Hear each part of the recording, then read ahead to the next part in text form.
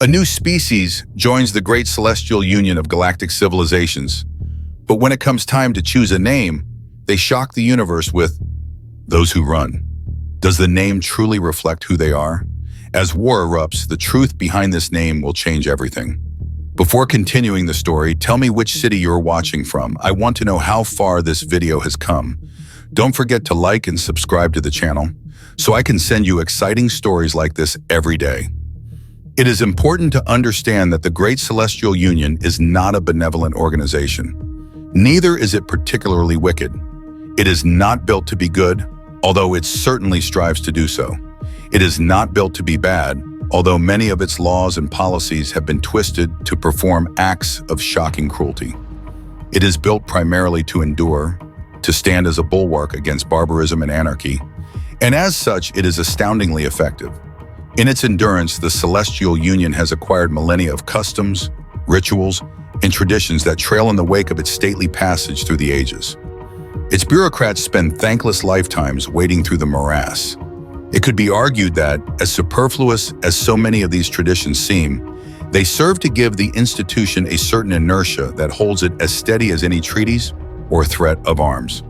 It is one of our most ancient traditions that concerns us today, in its curious history with one of the Celestial Union's most recent members. When humanity finally breached the limits of its modest empire and became known to the galaxy's most esteemed institution, we told them our curious tradition. When a new race joins the ranks of the Great Celestial Union, it is customary to adopt an epithet suited to its particular qualities. Each name is a point of pride. It speaks to a race's history, not only that of its civilizations, but of its evolution itself. What gave it the strength to drag itself from the morass of base life up to the stars? The names are not complex and follow a basic scheme. The brachiating flow, whose spindly towers reach almost as high as their ambitions, became those who climb. The staunch Motolor, who grew from nomadic herds to traveling cities to armored drifter fleets, took the name those who wander in strength. The telepathic hive mind of the Rektikit, working in perfect synchronicity, adopted those who are one. It's a foolish tradition, as so many are. But just like so many others, there dwells in it a curious truth. A name is a promise, after all, and a warrior of those who die gloriously is likely to go down fighting for little more reason than to maintain the reputation of their species. More than anything, it displays the qualities a race is most proud of, or most aspires to. There are those who say it oversimplifies, or pigeonholes, or grandstands, but the tradition has held firm through thousands of cycles of peace and strife alike. So in spite of its antiquated roots, the topic of which name the humans would choose dominated Celestial Union discussion for sub-cycles on end. Not merely a rich vein of gossip, their choice would glean valuable insight for diplomacy, trade agreements, and the entertainment industry. Those who approach with caution are hardly going to be pulled in by gambling advertisements, after all. The humans made their decision with an almost indecent haste. After only a handful of cycles, their representative took his place at the Celestial Union Senate to be formally inducted among our ranks. Call us, they said, those who run. It was a title that reignited gossip for cycles to come. Biologically, it made sense. The upright primates were certainly built for running, not with any particular speed, but with a casual lope that seemed to serve their purposes. But there were 1,000 others they might have picked. What kind of a species names itself for cowardice? What kind of promise does that make? The following cycles only serve to reinforce the opinion. The Solarians proved to be a race unusually averse to conflict. Where others would fight, they negotiated. Where others would seize, they gave ground. When pushed to a fight, placed between hammer and anvil, they always managed to squeeze out and find some kind of peaceful resolution. This manner gained them many friends, but few allies. Who could rely on a craven to support them in crisis when no peace could be found? When the time came to take a stand, who could trust in those who run? Perhaps it was the name that encouraged the Dracaris in the end. No species enjoyed such a controversial place in the Celestial Union as the Dracaris. Time and again, they have sparked conflict and chaos for their own gain.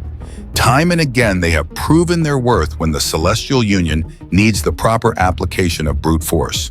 Their evolution as apex pack predators is reflected in their lightning-fast attack fleets and cutthroat politicking. One way or another, the Dracaris have well earned their epithet of those who scourge. It is perhaps unfair to judge every individual of a species by their race's reputation. Certainly there have been Dracaris known for their kindness, their forgiveness, and hundreds of cycles with the Celestial Union might have distanced them from their most savage practices. But a name is a promise, after all. Historians across the galaxy can appreciate the difficulty in pinning down the root cause of any particular conflict. The Dracaris were certainly looking to expand their holdings, and the virgin Solarian territories were mightily tempting. But the Dracaris' royal family was also facing dissent within its aristocracy and was in need of a common cause to unify the ranks. And of course, their economic power had diminished from a number of recent trade sanctions, and they ached for a chance to remind the Celestial Union of their military strength. But it could also be argued that the Dracaris had simply done it to many fledgling races before, and were more than happy to do so again.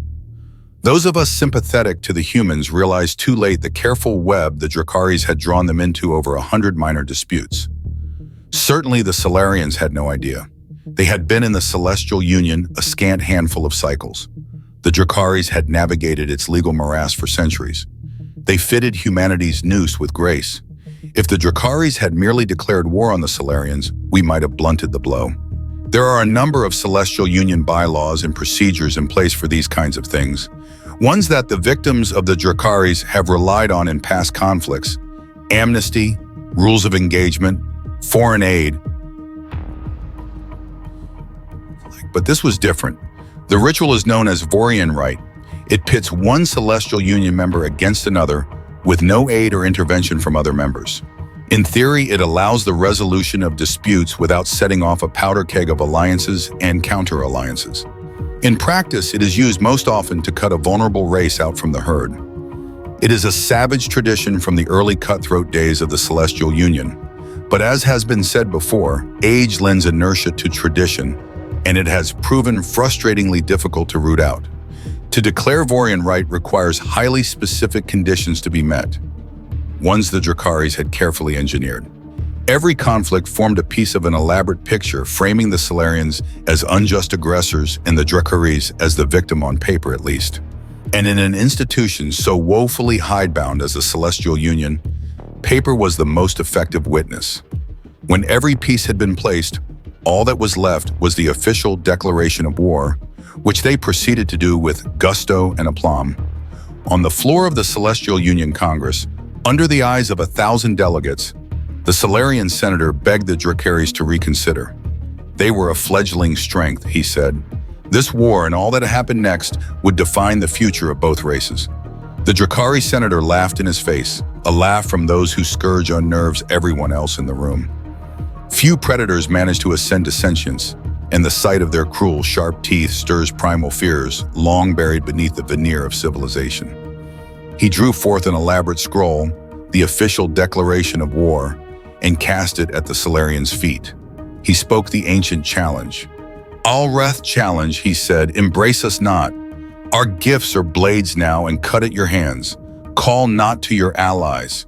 Their doors are closed to you. Sue not for terms they shall be denied. Flee to your dens, gather your strength, and make your stand.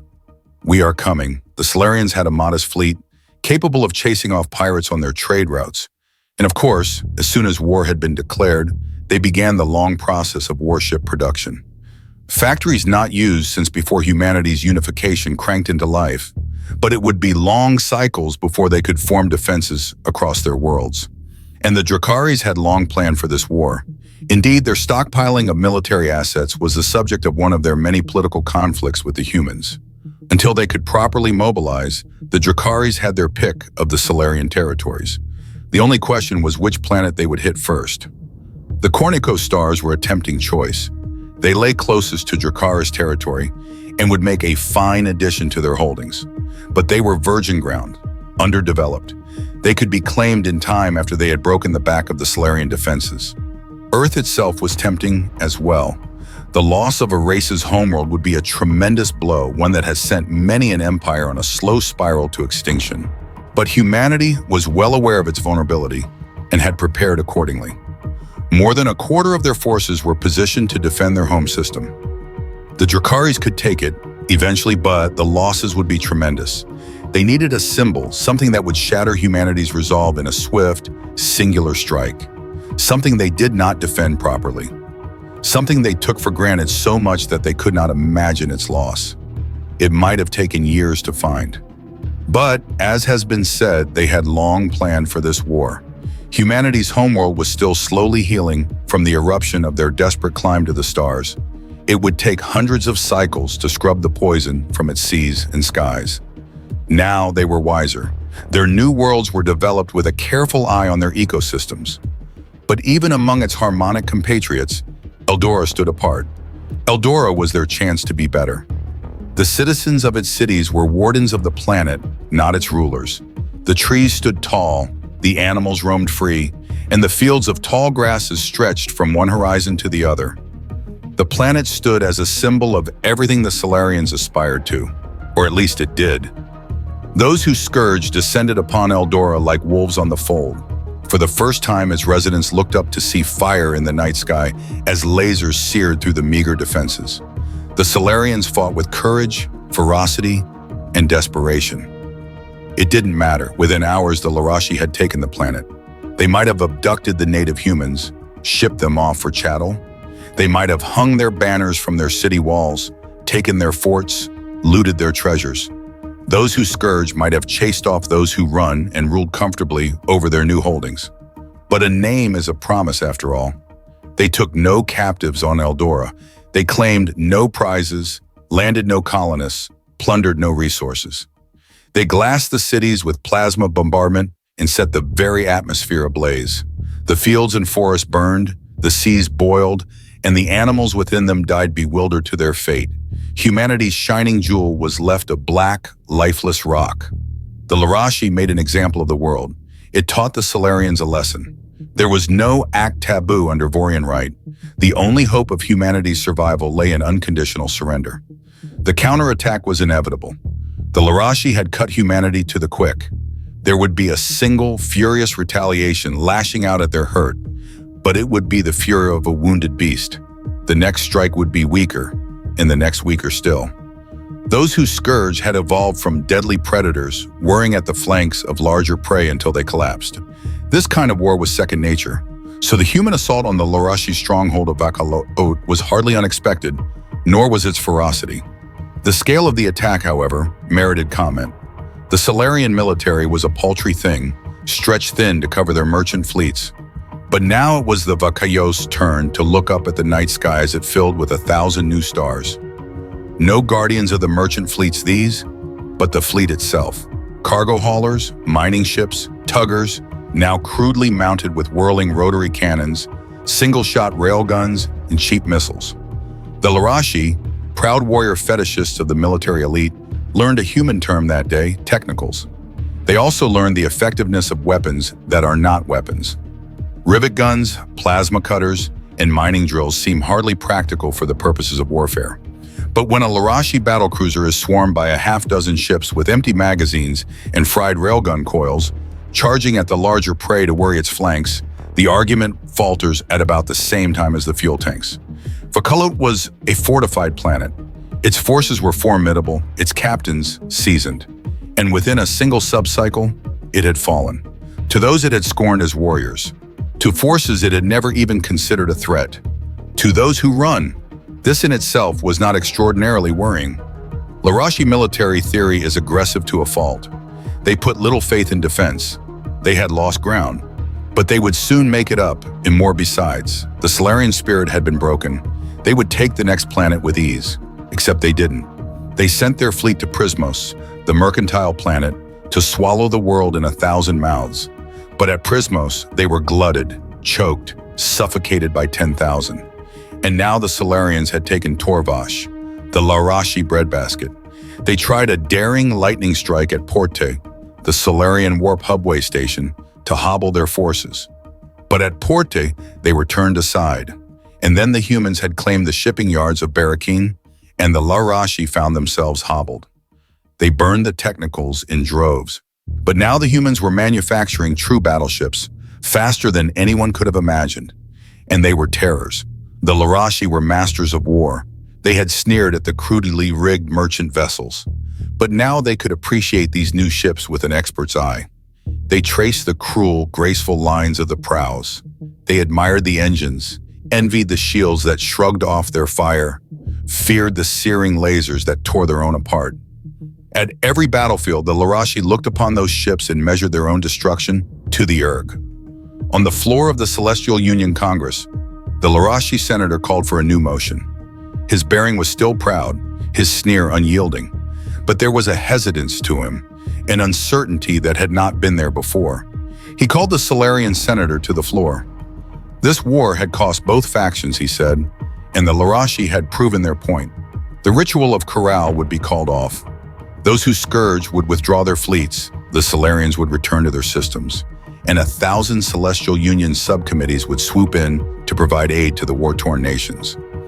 It was a good deal. Those who run had proven themselves unexpectedly vicious in battle and had expanded their holdings considerably from the conflict. Few fledgling races had managed to hold their own against those who scourge, and none of them had actually claimed territory in the process. Already a number of nations offered their allyship to the small race, eager to recruit those deadly ships for their own purposes. But small they still were, a mere fraction of their aggressors, and no amount of tactical ingenuity or sheer righteous fury could close that gap. Those who run had stung the beast and turned it from its path, but they could not hope to maintain their success against Larashi, fighting to defend their heartlands. The deal they offered was the only real option. Under the eyes of 1,000 delegates, the Solarian senator approached the Larashi. He drew a small scrap of fabric forth from his uniform. As he slowly unfolded the charred fragment, we realized what it was. Pulled from an expanse of blackened stone and glass stretching from one horizon to the other, all that was left of the flag of Eldora, he cast it at the senator's feet. "Corral," he said, "the blade cuts both ways. You began the ritual. You shall see it finished. Call not to your allies. Their doors are closed to you now. Sue not for terms. They shall be denied. Flee to your dens. Gather your strength and make your stand. We are coming." The war continued. The Larashi tried every war trick they had learned in 1,000 lifetimes. They laid elaborate traps, picked away at Solarian fleets, made glorious last stands. The ships of humanity, dreadful dreadnoughts as they were, could still be tricked, trapped, dragged down by numbers. Their burnt-out husks became a common sight among the Larashi territories, but it was never enough. The Solarians laid traps of their own, fought as well as those who scourge. Every Solarian ship the Larashi burned took a score with them, and more than that was their sheer, overwhelming relentlessness. No matter how many were killed, more came in an endless tide. In ravaging those who run, those who scourge had stumbled across something completely unexpected. An equal in war, perhaps a superior. And that was the true tragedy to the Larashi. If they had nurtured the humans, joined forces, they might have taken on the Celestial Union itself. But in their pride, they had wounded a beast, and now felt the full measure of its claws. Slowly, quietly, we and the other nations withdrew our offers of allyship to the Solarians. We had mourned them as victims, rooted for them as underdogs. Now we feared them as monsters. Belatedly, we remembered what the Solarian ambassador had said. This war and all that happened next would define the future of both races. We remembered how desperately he had pled for peace. Only now do we realize what exactly he had tried to hold back. The war continued. The Solarians cut a hole into the Larashi territories and poured into the wound in droves. Those who scourged could not stop them, any more than they could steer the moons in their orbits. Humanity did not scourge the planets they captured. They merely burned their shipyards and launching zones, crippled their ability to mobilize, and moved on. As they blazed a line across the planets, their aim became clear. Nothing less than the Larashi homeworld itself, Katanant. The story of its fall threatens to become repetitive, an echo of every battle before it, differing only in its tremendous scale. The Larashi fought with courage, ferocity, and desperation. It was not enough. On and on they came until Katanant's low orbit filled with charred metal and flesh. When the dawn rose on the Larashi's ancient homeworld, the sun shone haphazardly, filtered through the thick haze of war debris. And it dawned on a Solarian flag. The war continued. Katanant was theirs. They had cut the Larashi to the quick. There was a furious counterattack, of course, but it was the fury of a wounded beast. The next strike was weaker, and the one after that. They were bleeding out now on a slow spiral to extinction. But the Solarians were not content to wait. They had taken the homeworld, true, but they did not hold a planet responsible for the genocide of Eldora. Nor did they blame the entirety of the Larashi race for the war crime. No, they knew where to lay that blame. The Larashi royal family, whose word has been law for time immemorial. It was on their orders that Eldora burned. Bringing them to justice, however, proved difficult. Before the first Solarian ship appeared in Katana'n's skies, the royal family had quietly slipped away to a neighboring system. Their absence was not lost on the planet's defenders. Indeed, it was a not inconsiderable factor in their defeat. Still, humanity had been denied their true goal, so they took that system too. Once more the nobility fled, and once more the Solarians followed. When that system had been taken in turn, the royal family split for better chances. Some disguised themselves and hid amongst the Larashi populace. Some paid enormous bribes to other nations to take them in violation of the ancient ritual. Some sought refuge with the pirates in the outer fringes, who paid no lip service to Alrath's challenge. Still, humanity did not relent. Where brute force did not suffice, they turned to cunning. Their agents infiltrated their havens and tracked down each offending member with an ability that bordered on the uncanny. Those hiding amongst their own were extracted. The nations sheltering them were confronted, threatened with exposure unless they were surrendered. Still, brute force had a use. At the fringes of known space, the Solarians ravaged the outlaw fleets with a cruelty that those who scourged could respect. They had started the war fighting pirates. Now, in its waning days, they found themselves fighting them once more. But now they wielded an intent and fury the outlaws had never seen. Their every hidden holdout was rooted out and burned. It wasn't long before they gave up the nobles to stem the bloodshed. And even still, the war continued. The last free member of the Larashi royal family, the son of the ruling king, fled to the last holdout he had, the planet Ublo, whose unique ionic atmosphere shorted out any technology more advanced than a sharpened stick. His ship fried to a dead hulk, his tools destroyed.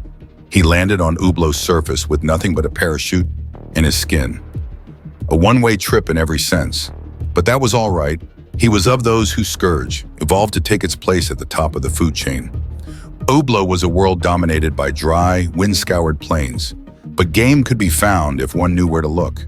He could survive here, a banished prince, and keep a shred of his pride. The Solarians would not dare chase him to Ublo. Any who came after him would not be returning. They would have to content themselves with leaving him in exile. He held that certainty close to him. It warmed him on cold nights, gave him comfort in isolation. It kept him going for almost a full cycle, right up until he saw the Solarian ship descending and felt it wither in his chest. The ship crashed, as they always did, but like the prince, its pilot landed safely, a single human female bringing nothing more than her flight suit and a single knife.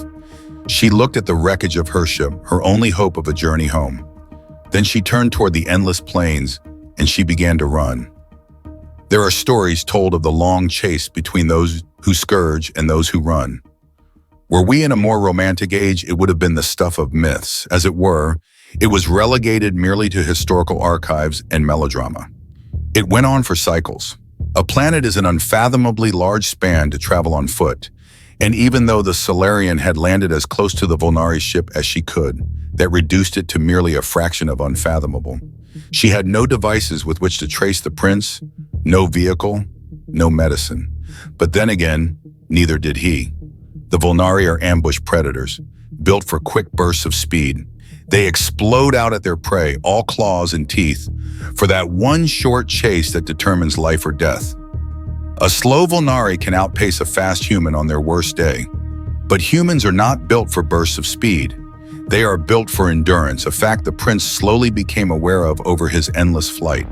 The Solarian ran slowly, but she simply didn't stop. The Volnari ran as far as his aching legs could take him.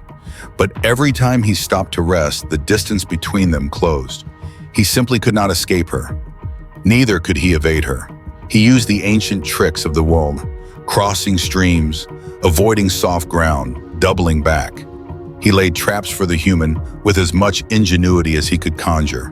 But none of it worked. She could trace him by the bending of twigs, a scent on the wind. She saw through his traps as though she had laid them herself. The Solarians had chosen their hunter with care.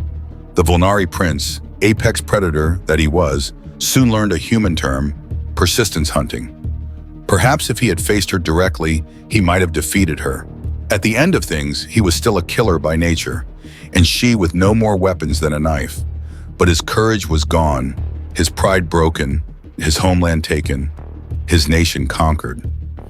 He could not hope to defeat her any more than his species could have defeated hers. In the end, all he could do was run, and she was much better at that. The Solarian occupied every waking moment of his thoughts. He could not even escape her in his dreams. Closer and closer she came, until he ran himself ragged, until he crawled desperately through the desert, until he finally collapsed. When she finally arrived and put the knife to his throat, he was almost grateful. 10 years to the day, the Solarian ship had crashed on Ublo's shores. A hole opened up in the planet's protective ionosphere. Not for long, barely time enough for a small craft to descend to the surface and return. But even as it touched down, two figures could be seen, a human and her Dracaris captive, arriving at the predetermined landing site. The technology to defy Ublo's particular prisonous atmosphere is not beyond imagination. It could be achieved by a vast team of scientists with the proper motivation, but it is an extraordinary expenditure of time and resources to capture a single individual. It seemed a fitting capstone for humanity's most revealing conflict, the lengths to which they would go to avenge their injustices. And at last, the war ended. We watched in dread fascination as the humans determined the fate of the Dracaris. The race was entirely at their mercy. They might claim their entire territory as a prize of war, or make vassals of them. Then again, enslaving the entire population was not out of the question, nor was a complete extermination. No act was taboo under Corral, and the Solarians had proved themselves a merciless species. But the humans did none of these. They imprisoned the royal family on charges of war crimes. They were shipped to the ruins of Eldora. Already the humans had begun the arduous process of recultivating life on the ruined planet. Already the first basic phages had begun to grow amid the glass and ash. It would take more than 1,000 cycles before the planet regained its former glory. But the Dracaris royals would work its earth their entire lives to quicken the process. The remaining nobility, those with too tenuous a connection to claim complicity for Eldora, were gathered at Zarathus. The Dracaris, whose royal dynasty stretched back unbroken through its entire recorded history, learned a human term that day: balkanization. Their mighty kingdom was splintered into a dozen minor nations, whose petty feuds and infighting would undermine any attempt at a unified front. And like that, those whose scourge would pose no more threat to any race. Perhaps someday a strong enough personality might unite the kingdoms once more. But it would be many cycles in the future, and they would think hard before attacking the humans again. On the floor of the Confederation, the Solarian senator submitted a motion long in the making. The war had gone on long enough, he said, and they had proven their point. Alroth's challenge would be ended. Aid could be given. The 12 new Dracari subdelegates raised no objections. In the hours afterwards, I had an opportunity to meet with the Solarian ambassador over refreshments. Had his species barely won the conflict, he might have been swarmed with admirers and sycophants. But their overwhelming onslaught had earned more fear than respect, and so he sat alone. I summoned courage and approached him. He, in turn, welcomed the company. "You're braver than most," he said. "Before we were weak and I had many friends. But now we are strong and I foresee a lonely future." "Can you blame us?" I said. "We never could have imagined what you were capable of. We haven't had to be warriors for a very long time," he said, "but we never forgot how. A name is a promise, after all." "Those who run?" He laughed. "Not quite," he said. "That was a mistranslation from a malfunctioning device. By the time we realized the error, it seemed too trivial to correct." "A mistranslation?" He smiled, and for the first time I noticed the sharp teeth at the corners of his mouth. "It's not those who run," he said. "It's those who chase." And so the story of humanity and the Great Celestial Union comes to an end. But the lessons we learn from their journey, filled with hardships and challenges, remain with us.